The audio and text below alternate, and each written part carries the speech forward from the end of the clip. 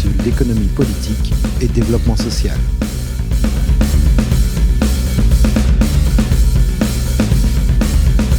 Des capsules produites par Benoît Prévost, responsable du master intervention et développement social de l'université Paul Valéry Montpellier 3. Bienvenue pour cette première capsule sur l'échange. Les débats sur l'échange, sa nature, son origine, ses conséquences vont être au cœur de nombreux enjeux à la fois scientifiques et politiques au cours des 19e et 20e siècles. Comprendre l'échange, l'expliquer, c'est comprendre et expliquer en partie les sociétés marchandes qui sont fondées sur la généralisation de l'échange. Ce qui nous intéresse dans cette capsule, ce n'est pas comment fonctionne réellement l'échange. Il s'agit plutôt d'interroger l'origine des échanges et, plus particulièrement, d'interroger ce qu'on pourrait appeler la naturalité de l'échange marchand. Cette question a fait l'objet de débats que l'on peut comprendre en ayant à l'esprit les enjeux suivants. Si l'échange est naturel à l'homme, alors le lien marchand est naturel à l'homme, alors la société de marché est adaptée à l'homme tel qu'il est, et elle peut être considérée comme une forme naturelle et universelle d'organisation sociale. Pour beaucoup d'historiens de la pensée économique et politique, l'affirmation de ces principes a été un argument puissant utilisé par les libéraux pour défendre la suprématie de la société marchande. Nous allons revenir sur quelques éléments. On a vu que le propre de la pensée moderne, à partir de Hobbes, consiste à considérer l'homme comme point de départ d'une réflexion rationnelle sur l'origine de la société. L'existence de la société ne va pas nécessairement de soi. Elle n'est pas d'une origine métaphysique qui en déterminerait la nature immuable. D'autre part, s'il faut élaborer une théorie rationnelle de la société, de son organisation, de la légitimité du pouvoir, etc., il vaut mieux partir de l'homme tel qu'il est et non pas tel qu'il devrait être. Les hypothèses sur ce qu'est la nature humaine sont donc essentielles pour penser ensuite pourquoi et comment les hommes entretiennent des liens entre eux, quelle est la nature de ces liens, comment la société peut être pensée à partir de ces prémices. Est-il possible de connaître la nature humaine ?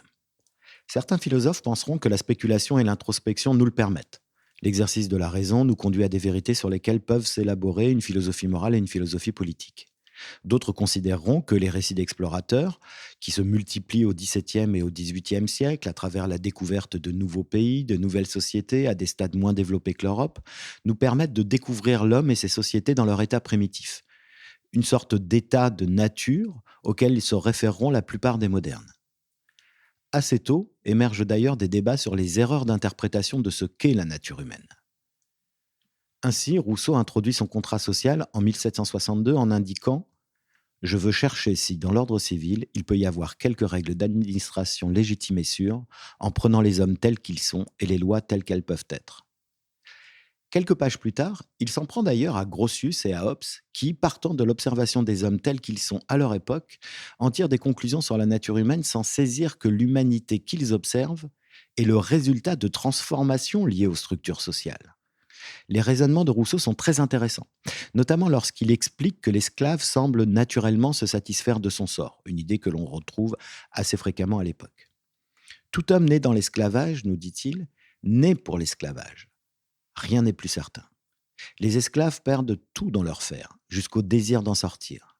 Ils aiment leur servitude comme les compagnons d'Ulysse aiment leur abrutissement. S'il y a donc des esclaves par nature, c'est parce qu'il y a eu des esclaves contre nature. Gardons cette situation en tête pour d'autres capsules qui porteront notamment sur le travail, sur la servitude volontaire et sur la manière dont nous nous soumettons finalement à l'ordre social. Mais ce qui nous intéresse ici, c'est que Rousseau nous indique que ce qui peut sembler naturel à un moment donné peut en réalité être dû à des événements contre nature. En l'occurrence, ici, il a été contre nature que des hommes soient soumis par d'autres et réduits en esclavage, puisque c'est contraire à la liberté naturelle de l'homme, à laquelle Rousseau croit profondément. Tentons un exemple qui pourrait arriver dans nos sociétés contemporaines. On pourrait ainsi faire un parallèle avec une situation dans laquelle des individus vendraient leurs organes et on pourrait considérer que c'est une situation normale, qui est d'ailleurs conforme à la liberté naturelle de l'homme et que cela résulte du choix d'individus libres, autonomes et responsables. Mais nous ferions cela sans interroger les conditions qui conduisent un individu à sacrifier volontairement son intégrité physique en échange de monnaie. Une telle interrogation pourrait nous conduire à affirmer qu'il est contre nature qu'une structure sociale impose à des individus, pour survivre ou faire survivre leur famille, de devoir vendre leurs organes comme dernier recours. Je vous invite à reprendre les capsules consacrées au néolibéralisme et à la question de la responsabilité des individus dans leurs choix, dans leur comportement, et à revenir également à la capsule sur le libertarianisme. Nous avons vu, dans une autre capsule sur la philosophie moderne, qu'au cours du XVIIIe siècle, plusieurs traits de la nature humaine vont progressivement faire consensus parmi les philosophes et les économistes. Premièrement, l'homme est d'abord et avant tout guidé par sa propre conservation. Deuxièmement, dans la vie quotidienne, cette conservation passe essentiellement par des activités économiques, travailler, échanger, consommer. Enfin, troisièmement, ces activités ont pour vertu de conduire les individus à des comportements plutôt rationnels et à des liens sociaux pacifiés, puisque la division du travail rend les individus dépendants les uns des autres.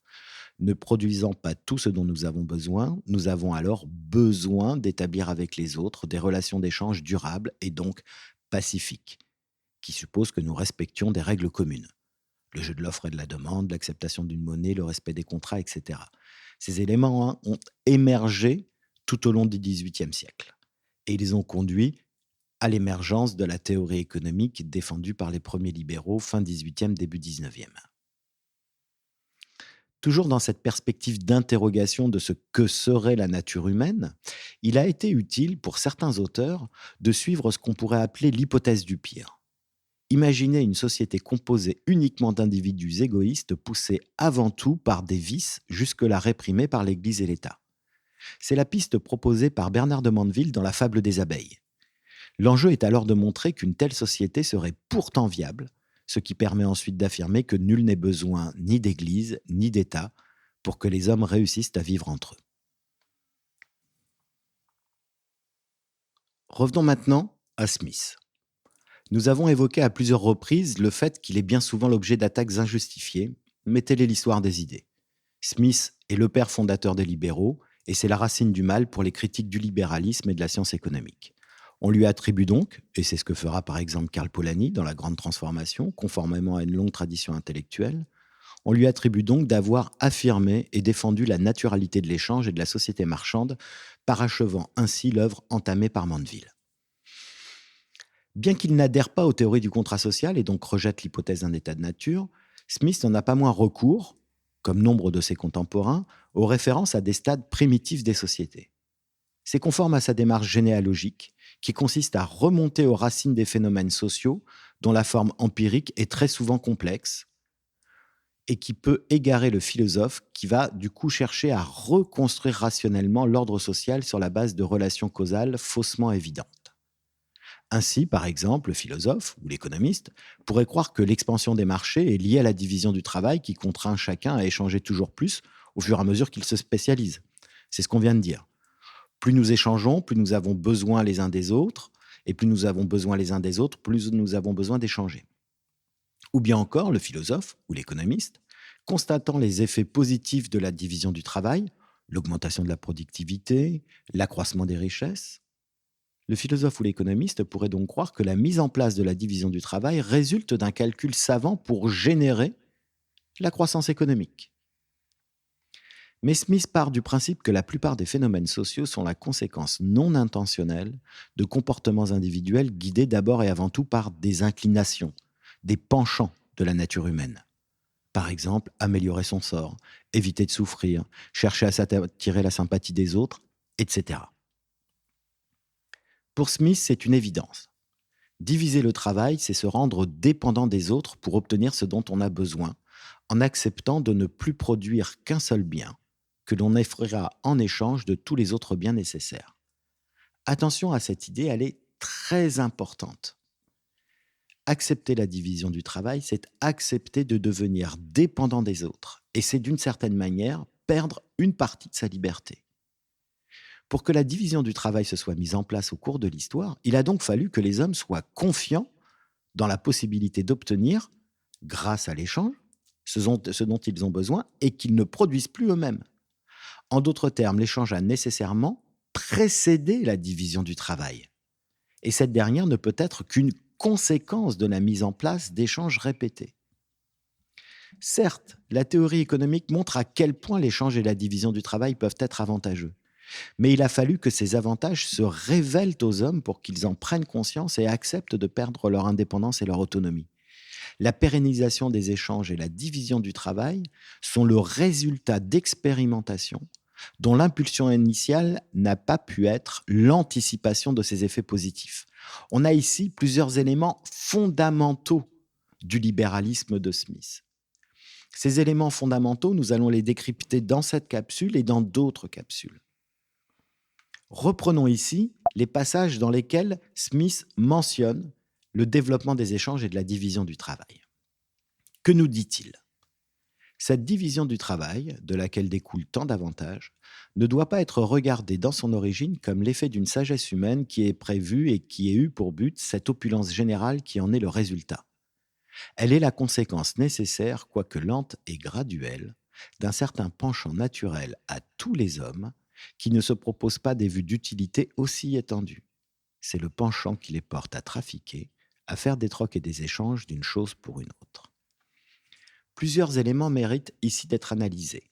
D'abord, le terme nécessaire, c'est-à-dire que l'opulence générale est la conséquence nécessaire du penchant à échanger. Ici, l'idée de nécessité renvoie à l'enchaînement de mécanismes qui échappent d'une certaine manière à la volonté humaine, qui s'imposent à la volonté humaine, mais dont les hommes vont pouvoir prendre conscience. Et ces processus, comme il nous le dit, et c'est le deuxième élément important dans cette phrase, ce processus est lent et graduel. Ça, c'est une expression qu'on retrouve très régulièrement utilisée par Smith. Lenteur, gradualité des transformations qui conduisent à de potentielles améliorations de la vie en société. Autre élément important, l'idée de penchant naturel. Ce penchant naturel qui porte les hommes à trafiquer, à faire des trocs et des échanges d'une chose pour une autre.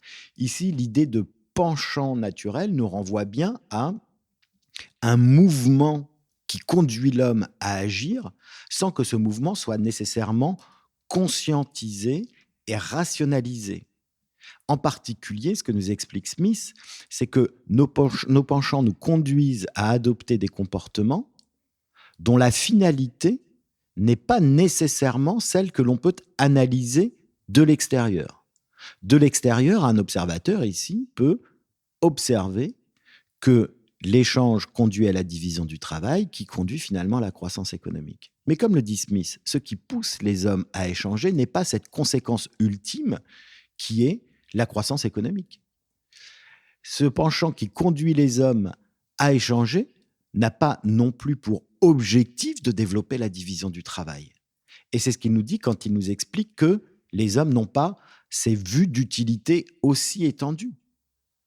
Autrement dit, ce que nous explique Smith, c'est que nous agissons non pas nécessairement en fonction des finalités et surtout pas en fonction des finalités sociales de nos actions, mais bien en suivant certaines de nos impulsions. Et il nous le dit ici, l'une de nos impulsions est de faire des trocs et des échanges d'une chose pour une autre. Ce penchant, en réalité, Smith va très rapidement en écarter l'explication. Il nous dit: il n'est pas de notre sujet d'examiner si ce penchant est un de ces premiers principes de la nature humaine dont on ne peut pas rendre compte, ou bien, comme cela paraît plus probable, s'il est une conséquence nécessaire de l'usage de la raison et de la parole.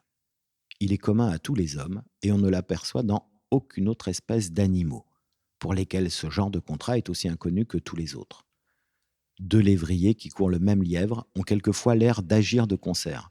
Chacun d'entre eux renvoie le gibier vers son compagnon, ou bien tâche de le saisir au passage quand il le lui renvoie. Ce n'est toutefois l'effet d'aucune convention entre ces animaux, mais seulement celui du concours accidentel de leur passion vers un même objet. On n'a jamais vu de chien faire de propos délibérés l'échange d'un os avec un autre chien.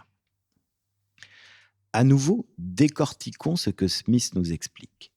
Il nous explique que le penchant qui nous conduit à échanger n'est pas nécessairement un des premiers principes de la nature humaine dont on ne peut rendre compte. Ici, Retenons l'idée qu'il y a certains éléments de la nature humaine que nous ne pouvons pas expliquer. Ce qui veut dire que ce sont des mouvements qui portent l'action humaine sans avoir d'autre explication que leur existence même. Ensuite, ce que nous explique Smith, c'est que très certainement, le penchant qui nous conduit à échanger est le résultat de l'usage de la raison et de la parole. Ces éléments, il va les développer par la suite en donnant l'exemple de chasseurs qui se rencontrent et qui vont se mettre à échanger entre eux dans une vision assez idyllique d'un état de nature qui ne serait pas nécessairement un état guerrier, mais un état dans lequel les individus vont potentiellement chercher à rentrer en contact avec les autres. Et là, c'est quelque chose de très intéressant chez Smith qui est peu repris par les commentateurs ultérieurs. De fait, le penchant qui nous conduit à échanger est un penchant qui correspond à notre désir d'une mise en lien avec autrui. C'est la recherche du lien social qui nous conduit à échanger. Ensuite, reprenons l'élément qui correspond à cette description que Smith nous fait de la chasse d'un lièvre par deux lévriers. Il nous explique que les lévriers peuvent donner l'impression d'agir de concert. Ils ont l'air d'agir de concert. À nouveau, Smith nous alerte sur le risque qui existe pour un observateur extérieur d'interpréter ce qu'il observe à l'aune de sa propre raison. Autrement dit, ici, observer un processus qui n'est pas à proprement parler un processus social, mais ici on a une métaphore utilisée par Smith, l'observation d'un processus social qu'on va essayer d'expliquer par ses finalités dans une logique téléologique. Comme nous l'explique Smith, ce qui nous semble être l'usage de la raison, l'usage d'une convention qui nous conduirait à agir volontairement de manière coordonnée et coopérative avec les autres, comme nous le dit Smith, ce n'est en réalité que le concours accidentel de nos passions. Autrement dit, ce sont nos penchants naturels qui nous conduisent à agir de telle ou telle manière, quand bien même ces actions sembleraient être justifiées par l'exercice de la raison. On a ici une tension entre la raison et l'action sur laquelle nous reviendrons dans d'autres capsules. Mais pour le moment, je vous laisse écouter la capsule numéro 2 sur l'échange où nous allons revenir sur cette supposée naturalité de l'échange.